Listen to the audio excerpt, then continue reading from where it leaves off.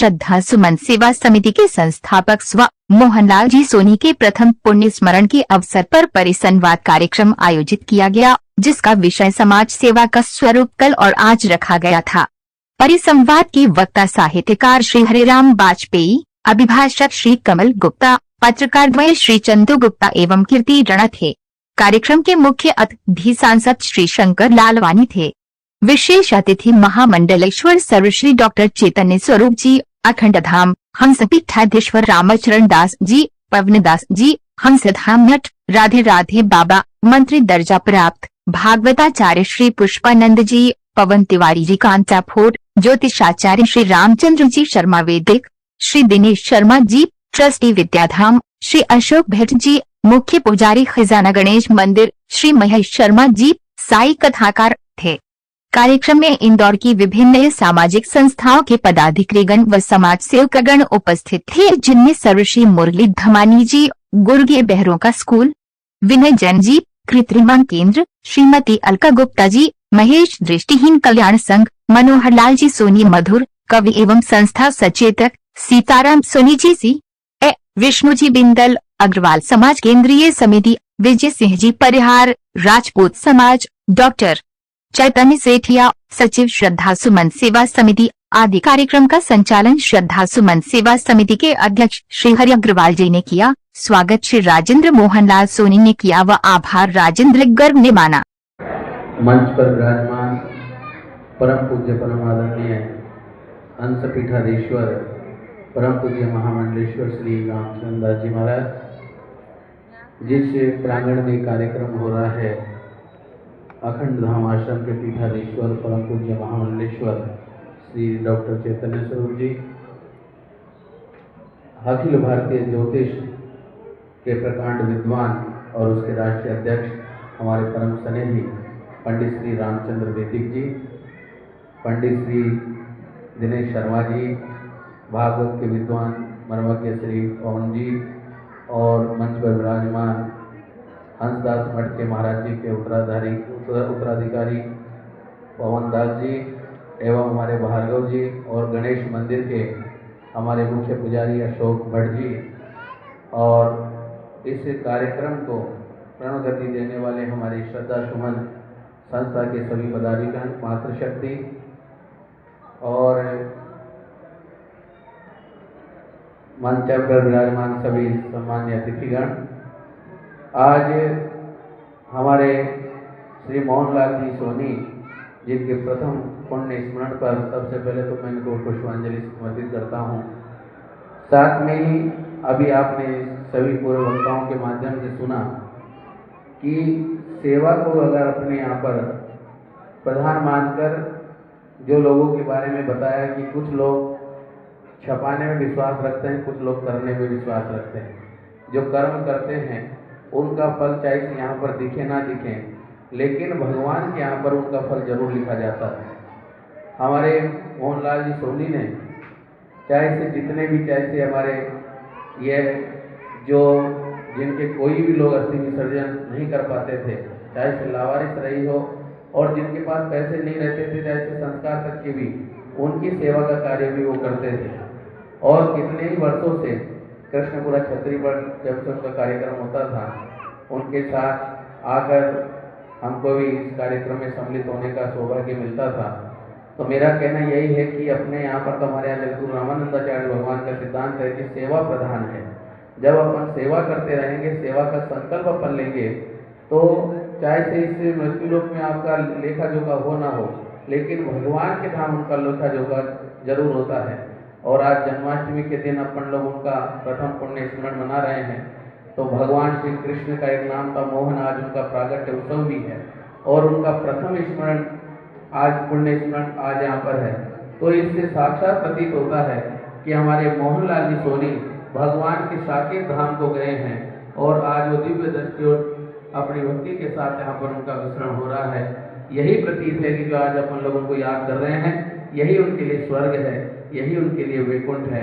पुनः उनके किए हुए सेवा कार्य को अपन याद करें और उनके जो अधूरे कार्य हैं उनको पूरा करने का संकल्प ले, यही उनके जीवन की सदी अपन लोगों की तरफ से सदी पुष्पांजलि हो।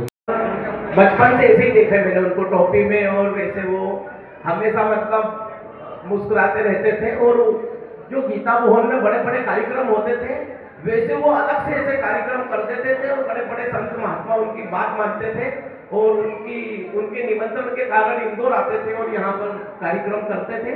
बहुत ही सरल स्वभाव के व्यक्ति थे, और हमेशा समाज सेवा वो करते थे।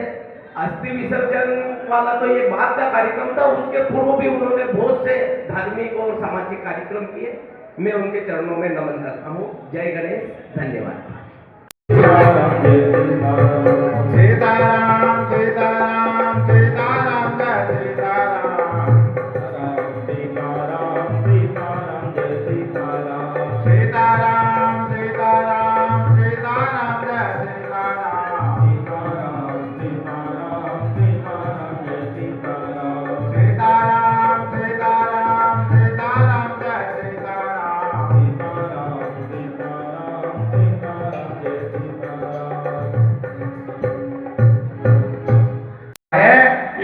ये कब बनेगा? तो बाबूजी बोले जरूर बनेगा, हमारे सामने बनेगा। तो हमने कहा आपका आशीर्वाद हमको फले। जब बन गया तो बोले हमसे कि आपने देखो इतना अच्छा सुंदर मंदिर बना दिया, सबको बड़ी खुशी है। तो हमने कहा आपको खुशी है कि नहीं? कि हमको सबसे अधिक खुशी है। कहीं ये मंदिर जो बना इसमें किसने सहयोग किया? अरे हमने कहा ये सहयोग की बात मत पूछो, अगर सहयोग लेते तो ये नहीं बनता। हम और पवन ने जो भी पैसा एकत्रित किया वो मंदिर उस रुपया से, उस पैसों से ये मंदिर का निर्माण हुआ। और जब ये मंदिर बन गया तो हमारे जो किराएदार थे मठ के और हमारे जो परिचित थे, एक जो हरिदास जी महंत थे रायपुर के, उन्होंने ये पहले संकल्प करा था कि हम ये मंदिर में आपको एक प्रतिमा के पैसा दान करेंगे। तो हमने कहा हमने कभी किसी से मांगा नहीं कि आप हमको दो, मन उनको बस भगवान ने प्रेरणा करी और वो हमको एक प्रतिमा के रुपया उन्होंने मनियागढ़ से भेज दिए। जब मंदिर बन गया तो श्री मोहनलाल जी स्वामी जी बोले कि यहाँ ही हमको तर्पण करना है। तो हमने कहा आप पवन से समझ लो, वही सब काम देखते हैं और करो ना कि आपकी सहमति है कि नहीं। हमारी सहमति नंबर 1 है, आप करो। तो जब भी से उनका जसदा समिति का समय आता था कुआर के माह में, उसके पहले वो बीमार पड़ जाते थे। तो कई हमारे जब वो इस साल कार्यक्रम होता है कि नहीं, हमारी तबीयत ऐसा ही नरम है, तो उसके बाद में तो 10 साल मोड़ दिए। और हमसे जब मोहनलाल जी स्वामी जी बोलते थे कि आप जो है आपने आश्रम का उद्धार कर दिया, तो हमने कहा ये उद्धार हमने नहीं किया, ये तो भगवान ने किया, हनुमान जी की प्रेरणा से सब हुई और गुरु महाराज के आशीर्वाद से हुआ। अपने पवन तिवारी जी महाराज ये भी हमेशा ये विरुद्ध हो रहा है कि यहाँ का जो है ज्योतिष की दृष्टिकोण से कुछ कमियां हैं, खामियां हैं। तो उन्होंने क्या है, मैंने कहा यहाँ इंदौर को पितृदोष की छाया के अंतर्गत जो है दिया गया है। इंदौर में पितृदोष है, मातृदोष है, ग्रहण दोष है। उसका कारण मैंने बताया कि इंदौर में जो ये खान नदी है ये इंदौर के विकास को अवरुद्ध कर रही है। तो उन्होंने कहा कि इसके लिए क्या करना चाहिए। मैंने बताया देवमित्र काव्याभ्याम न प्रबलितव्यम, देवताओं के साथ पितरों का काम जो है वो ज्यादा बलवान होता है, महत्वपूर्ण होता है। तो उन्होंने क्या क्या करना चाहिए। मैंने क्या सामूहिक तर्पण का जो कार्यक्रम है उसको आप आगे बढ़ाइए उन्होंने कहा इसके लिए कौन योग्य व्यक्ति है आपकी निगाह में? मैंने कहा पवन तिवारी जी से योग्य कोई भी व्यक्ति नहीं हो सकता है। उन्होंने इस कार्य को प्रारंभ किया 1972 के बाद में ही। बाबूजी ने इस प्रेरणा के साथ कि इंदौर का विकास अवरुद्ध नहीं हो और इंदौर के विकास में जो बाधाएं आ रही है उसके लिए उन्होंने पितृदोष के निवारण के लिए यह अर्पण तर्पण समर्पण का कार्यक्रम जो है क्षत्रियों से प्रारंभ किया। उसके बाद यह कार्यक्रम यहाँ अखंड धाम पे हुआ। उसके बाद अब निरंतर जो है हमारे पूज्य रामचरण दास जी महाराज के पावन सानिध्य में अखंड धाम पर यह कार्यक्रम निरंतर आयोजित हो रहा है। ये कार्यक्रम केवल इंदौर तक ही सीमित नहीं है, पूरे विश्व के अंदर इस कार्यक्रम की जो है धूम मची हुई है। मैंने पवन तिवारी जी से कहा एक बार कि आपका ये कार्यक्रम जो है शिकागो, अमेरिका और विश्व के तमाम देशों में जो है ये प्रचलित हो रहा है। ये तर्पण का क्या कार्यक्रम है? अर्पण, तर्पण और समर्पण ये क्या है? और 2 बार जो है वर्ल्ड बुक ऑफ रिकॉर्ड में इस कार्यक्रम को सम्मिलित किया गया। देखिए एक उनके पद चिन्हों पर चल करके आगे बढ़ रही है। ऐसे हमारे बाबूजी के चरणों में मैं नमन करता हूँ, प्रणाम करता हूँ। समय की सीमा है, इसलिए अपने शब्दों को यही विराम देता हूँ। सभी के चरणों में पुनः एक बार सादर दंडवत प्रणाम। जय माता दी।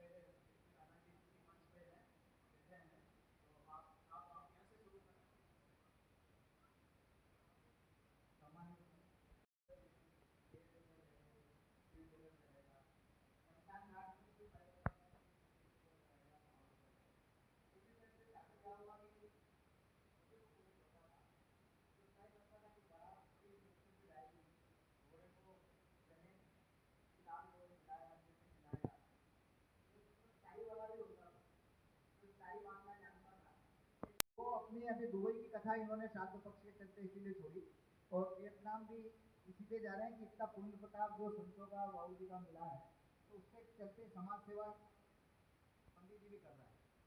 ये हरि भैया भी समाज सेवा कर रहा है। कैसी समाज सेवा कर रहे हैं कि संतों को जोड़ना, संतों के नाराजगी झेलना, समाज सेवियों के घर जाके उनको बुला के लाने की जगह कार्यक्रम में बाबू जी आना है। मैं बाबू जी से मुझे प्रेरणा तो बहुत पहले मिल चुकी थी, लेकिन मैं अपना छोटा किस्सा बताता हूँ। मेरी माँ का गंगानगर में निधन हुआ। यहाँ लाके हमने उनका 25 वर्ष हाथ में साफ किया क्योंकि 13 दिन की सारी प्रोग्राम वो मुझे ही करना था, इसलिए हमने सबको लिया कि शमशान घाट में यहाँ पर खुलासा देंगे माता जी की अस्थियाँ रखी। तो मटकी में रखी थी हमने। जब थोड़ा बहुत समय मिला तो हमने कहा पढ़ाई करते वहाँ देखने गए तो वो कागज की चिट्ठी थी 206 नंबर। अब क्या करते?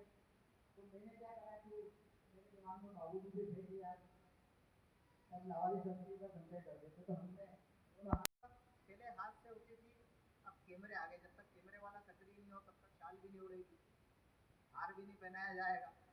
तो ये समाज सेवा का जो फर्क आया है, इसके बाद भी मूक सेवक है जो समाज सेवा करते हैं।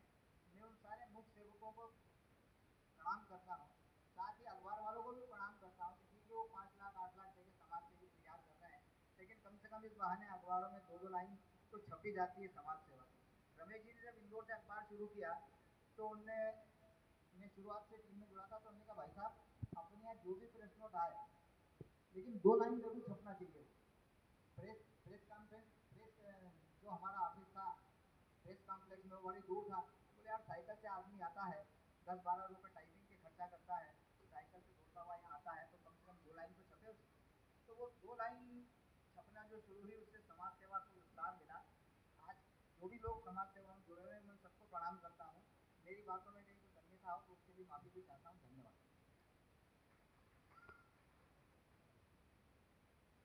बहुत बहुत धन्यवाद राणा जी, आपने प्रैक्टिकल बात जो भी थी हकीकत में बयान की और मीडिया से जुड़े होने वाले के बावजूद भी आपने जो रियलिटी को बताइए वर्तमान स्थिति, इसमें मतलब बहुत ही सटीक आपका, और इसलिए आप ये अपने आप बन जाए। अपनी मर्जी से यदि दौड़ लगाने लगे और हमारे बुजुर्गों की बात को यदि हमने अनुसरण में नहीं लिया तो हमारा जीवन लंका कांड हो जाएगा। इसलिए सुंदरकांड करने से पहले सुंदरकांड क्यों किया जाता है, इस बात को भी समझना चाहिए। और उसी बात का अनुसरण हम करते हैं कि हमारे पूज्य बाबूजी ने हमको संकल्प दिलाया था कि पवन जी मुझे संकल्प दो कि किसी धन के, पद के, प्रमोशन के, देश के विदेश के लालच में नहीं आओगे और बस 16 दिन यहाँ पितरों का कार्य कराओगे। तो हमने कहा बाबूजी दुनिया इधर से उधर हो जाए, जब तक तन में प्राण है हम संस्था के साथ ही कार्य कक्ष में जो वो जिस विधि आचार्य चरणों का आशीर्वाद है और सबका खूब प्रेम मिलता है। जब से हम अंतरास पद से जुड़े तो 16 दिन हम जब आयत जी को, बड़े महाराज जी को देखते हैं तो लगता है कि हमारे समस्त पितृगण इनके चरणों में वास करते हैं, इनको प्रणाम करते हैं और हमारा जीवन आनंदित और गदगद हो जाता है। 16 दिन में जो पावर मिलता है साल भर हम उसका आनंद लेते हैं। तो सभी आचार्य चरणों को, माननीय संसद महोदय को और सभी वरिष्ठों को प्रणाम करता हूँ। जय श्री राम। बहुत बहुत धन्यवाद।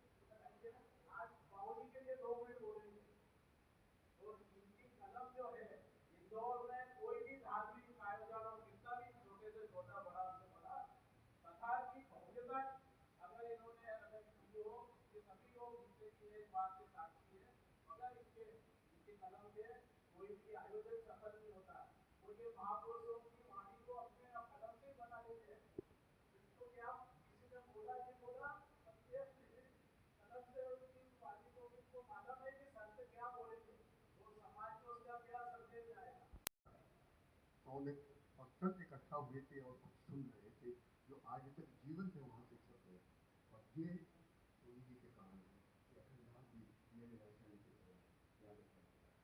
यहाँ तक कहा गया तो शब्द की जब से इंदिरा गांधी नगर में सोनी जी का मकान बना, ये सौभाग्य था कि उस व्यक्तित्व से मेरा परिचय हुआ। और जब करगिल विजय की बात हुई तो एक दिन बैठ के बोले कि आप साहित्यकार हो, उस जगह श्रद्धांजलि दी जा रही थी।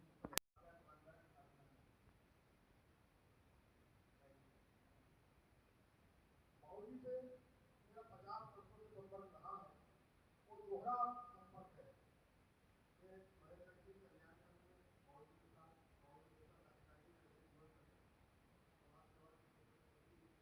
जी महाराज अखंड धाम के अधिष्ठाता व्यवस्थित दिशा निर्देश के साथ संपन्न करवा रहे हैं।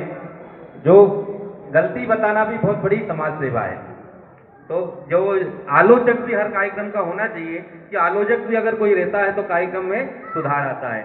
और हमारे खजाना मंदिर के भट्ट जी बैठे हुए हैं, हमारे पुष्पानंद जी तिवारी जी बैठे हुए हैं, महेश शर्मा जी बैठे हुए हैं, और हमारे विद्याधाम के पंडित दिनेश शर्मा जी, पत्रकार कीर्ति राणा जी हैं, और मोहनलाल सोनी जी एक अच्छे, क्योंकि वह निरंतर पिछले 6 वर्षों से, उसके पहले से तो पार्षद के रूप में, इंदौर विकास प्राधिकरण के अध्यक्ष के रूप में तो सेवा उन्हें दी है, लेकिन सांसद के रूप में जो सेवा दे रहे हैं, जो कोरोना काल से जो प्रारंभ की है वो सेवा आज तक उनकी अनवरत चालू है, तो बाबूजी का आशीर्वाद भी इनको मिले और इसी और अधिक संबल के साथ ये कार्य करते रहें। समाज सेवा कल और आज यह विषय है। समाज सेवा कल भी होती थी, समाज सेवा करने वाले कल भी थे और आज भी हैं। अंतर आया है सोशल मीडिया का। पहले संचार के साधन इतने अच्छे नहीं थे, और अगर संचार के साधन इतने अच्छे होते तो हमको जो आज़ादी 1947 में मिली है वो 1857 में मिल जाती। तो सूचना की कमी के कारण ही जो प्रथम हमारा स्वतंत्रता संग्राम था वह फेल हो गया था। लेकिन क्या उस समय समाज सेवा नहीं थे? राजा राम मोहन राय नहीं थे कि दयानंद जी नहीं थे? उस समय भी लोग थे, और समाज सेवा वो बिना तब से मैं उनको देखता था, और तब से जो समाज सुधार की वो बात करते थे, ये बात है 50-40 साल पुरानी, 40 साल पुरानी सराफे की बात बता रहा हूँ। और तब भी वो समाज सुधार की बात करते थे उस समय भी, कि ये सुधार होना चाहिए, ये सुधार होना चाहिए। पर कालांतर में जब राजनीतिक क्षेत्र में आने का मौका मिला, मुझे ध्यान है पहली बार जब पार्षद बना था तब उन्होंने आशीर्वाद दिया था। दूसरी बार जब जनता समिति का अध्यक्ष बना तो ये उन्होंने जो सामाजिक काम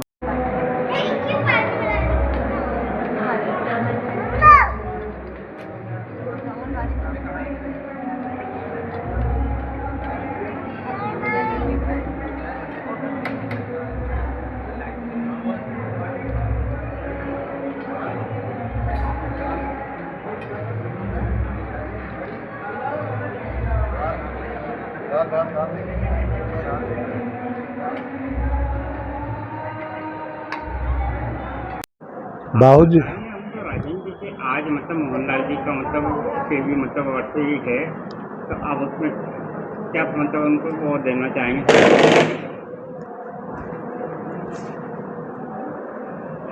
बाबूजी ने जब से होश संभाला तब से सेवा के संस्कार उनमें थे।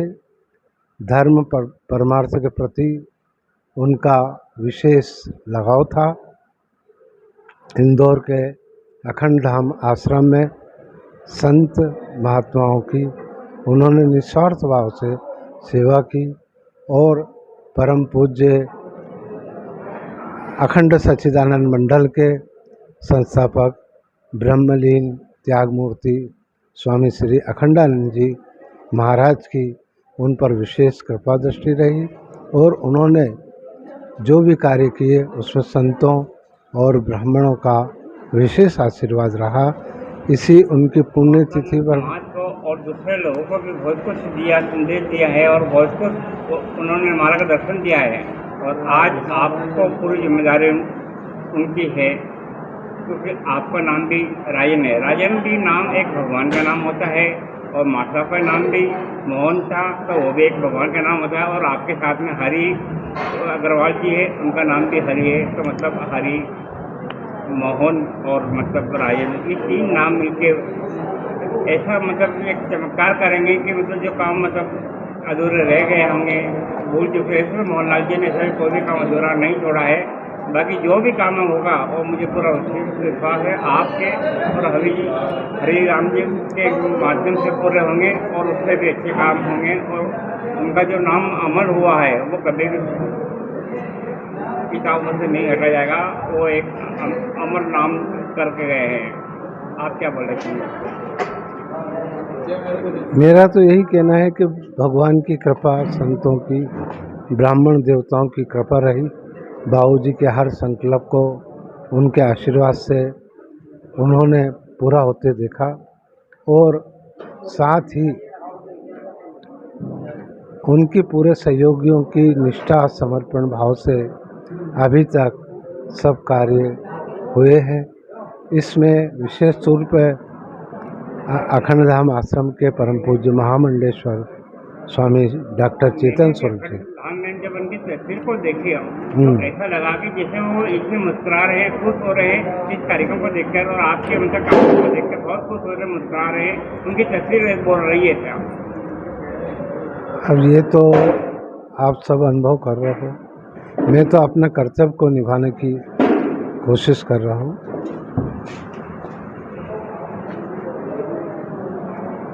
उनके सबका मुस्कान बिल्कुल ऐसा कह रहे हैं जिस हमारे बीच में ये और हमें कुछ आदेश देना चाह रहे हैं वो।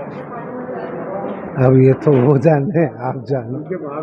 बस मैं तो एक ही बात कहूँगा, जो संतों का आशीर्वाद ब्राह्मणों का उन पे था वो सब ऐसा ही बना रहे और उनके संकल्प को साकार करने का हम सभी संत महात्मा और ब्राह्मण देवताओं का आशीर्वाद है।